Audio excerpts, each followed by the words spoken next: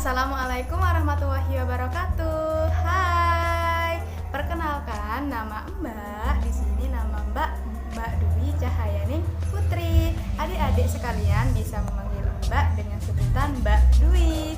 Di sini Mbak dari Universitas Jember, program studi pendidikan anak usia dini.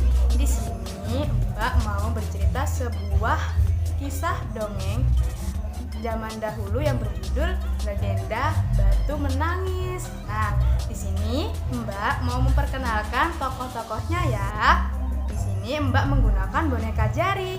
Tahu kan ya boneka jari? Nah, di sini Mbak mau memperkenalkan tokoh-tokohnya. Yang pertama ada Ibu Darmi. Ini namanya Ibu Darmi ya. Nah, yang kedua ada Darmi.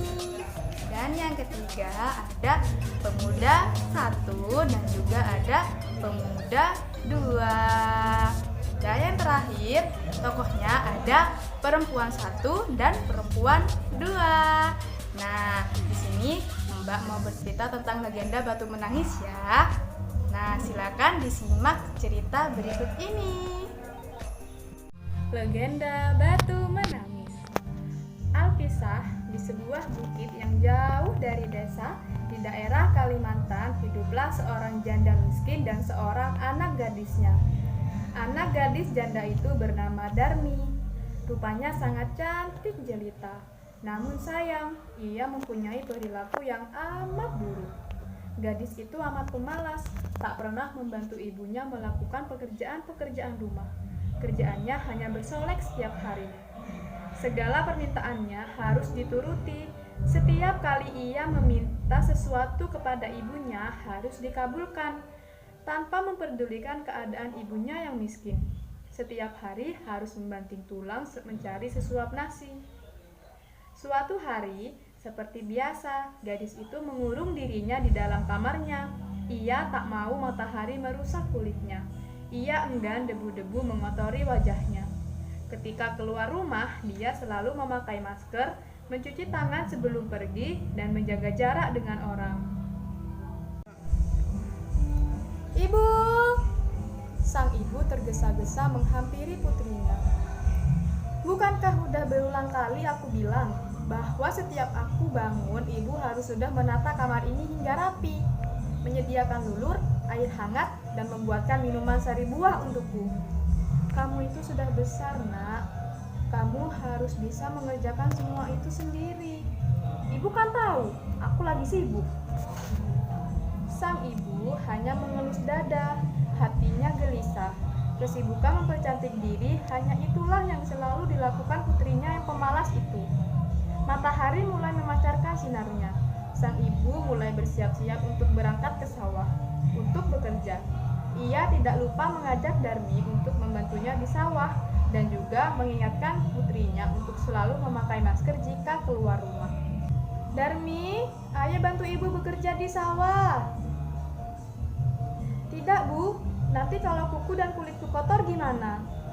Apa kamu tidak kasihan sama ibu, nak? Saya lagi mau dandan, Bu. Akhirnya sang ibu pergi ke sawah sendirian dan memakai masker. Setelah ibu pulang dari sawah, ibu langsung mencuci tangan dengan sabun hingga bersih. Darmi langsung menghampirinya. Ibu pulang. Upahnya mana? Sambil mencari-cari uang upah ibunya di pakaian ibunya dan ditemukan uangnya di dalam genggaman tangan ibu. Nah, ini dia. Jangan, nak. Uang itu untuk membeli beras. Bedakku habis, Bu. Mesti beli yang baru. Kamu itu jadi anak bisanya cuma minta aja, tapi tidak pernah mau bekerja. Meskipun marah, sang ibu tetap memberikan uang itu kepada Darmi. Keesokan harinya, ketika ibunya pulang dari bekerja, si Darmi meminta lagi uang upah yang diperoleh ibunya untuk membeli alat kecantikannya yang lain. Keadaan itu terjadi setiap hari. Suatu hari, sang ibu mencoba untuk membujuk anaknya agar mulai mengubah tabiat buruknya.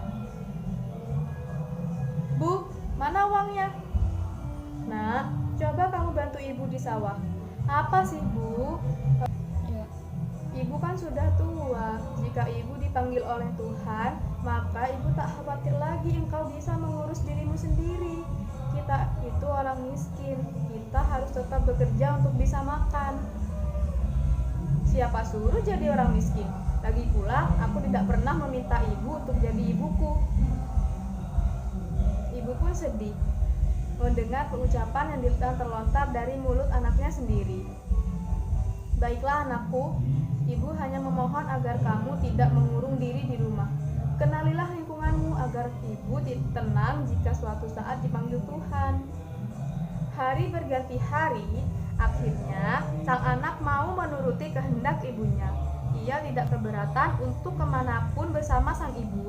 Tetapi anaknya ingin mengajukan sebuah syarat bahwa ibunya tidak diperbolehkan untuk mengakui anak ia sebagai ibunya. Sebagai seorang ibu, tentulah hatinya teriris mendengar itu. Namun, sang ibu pun menyetujuinya. Hingga pada suatu hari, anak gadis itu diajak ibunya untuk turun ke desa untuk berbelanja di pasar yang letaknya jauh dari tempat tinggal mereka. Anak gadis itu berjalan melenggang dengan memakai pakaian yang bagus dan bersolek dan tidak lupa juga memakai masker. Ketika mereka mulai memasuki desa, orang-orang desa memandangi mereka. Mereka begitu terpesona melihat kecantikan anak gadis itu. Terutama para pemuda desa yang tak puas-puasnya memandang wajah gadis itu. Namun, ketika melihat orang yang berjalan di belakang gadis itu, sungguh kontras keadaannya. Hal itu membuat orang bertanya-tanya. Coba lihat wanita itu, cantik sekali kan? Iya benar, wanita itu bagai bidadari surga, elok parasnya. Tak sanggup aku menahan untuk menatap keindahannya. Iya, bahkan wanita itu lebih cantik daripada bunga mawar. Rasanya aku tertarik untuk mengenalnya. Tapi di belakang wanita itu siapa ya? Entahlah, siapa ya dia itu? Kamu mau kemana? Mau kenalan lah. Aku ikut. Di lain sisi, para perempuan pun turut membicarakan kehadiran mereka. Murti, kamu lihat tidak wanita tua yang di belakang gadis cantik itu? Iya kak, aku melihatnya. Kasihan ya, sungguh sangat kasihan ya. Siapakah dia? Sambil membawa keranjang belanjaan di belakang wanita cantik itu. Apakah mungkin dia itu?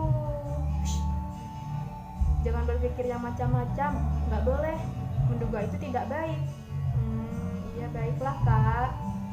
Di antara orang yang melihat itu, seorang pemuda mendekati dan bertanya kepada gadis itu. Cantik, siapa yang berjalan di belakangmu itu? Apakah itu ibumu? Bukan. Dia itu budak. Hai manis, yakin dia itu bukan ibumu? Bukan, sudah kubilang dia itu budak. Pergi sana. Astaga, jangan begitu. Iya, hargailah orang lain walaupun dia itu budakmu, tapi dia juga manusia. Alangkah terlukanya sang ibu mendengar itu. Hatinya menangis dan ia benar-benar tak berdaya menahan sakit hatinya, dan ia pun berbisik memohon kepada Tuhan. Akhirnya sang ibu pun berdoa. Ya Tuhan, hamba tak kuat menahan hinaan ini. Anak kandung hamba begitu teganya memperlakukan diri hamba sedemikian rupa. Ya Tuhan, hukumlah anak durhaka ini. Hukumlah dia. Atas kekuasaan Tuhan yang Maha Esa, perlahan-lahan tubuh gadis durhaka itu berubah menjadi batu. Perubahan itu dimulai dari kaki. Ketika perubahan itu telah mencapai setengah badan, anak gadis itu menangis memohon ampun kepada ibunya. Oh ibu, ampunilah saya. Ampunilah kedurhakaan anakmu ini selama ini, Bu. Ibu, ampunilah anakmu. Maafkan ibu, nak. Ibu. Anak gadis itu terus meratap dan menangis memohon kepada ibunya. Akan tetapi semuanya telah terlambat. Seluruh tubuh gadis itu akhirnya berubah menjadi batu. Sekalipun menjadi batu, namun orang dapat melihat bahwa kedua matanya masih menitikkan air mata. seperti sedang menangis. Oleh karena itu, batu yang berasal dari gadis yang mendapat kutukan dari ibunya itu disebut batu menangis. Selesai. Nah, adik-adik, itu tadi cerita dari legenda batu menangis ya. Nah, apa pesan moral yang sudah kita dapat dari cerita tadi?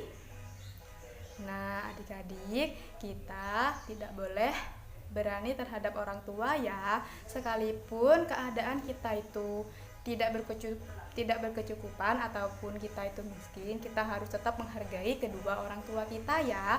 Tidak boleh membantah kedua orang tua, dan juga kita harus selalu menuruti kemauan orang tua, harus berbakti kepada orang tua dan tidak boleh melawan orang tua.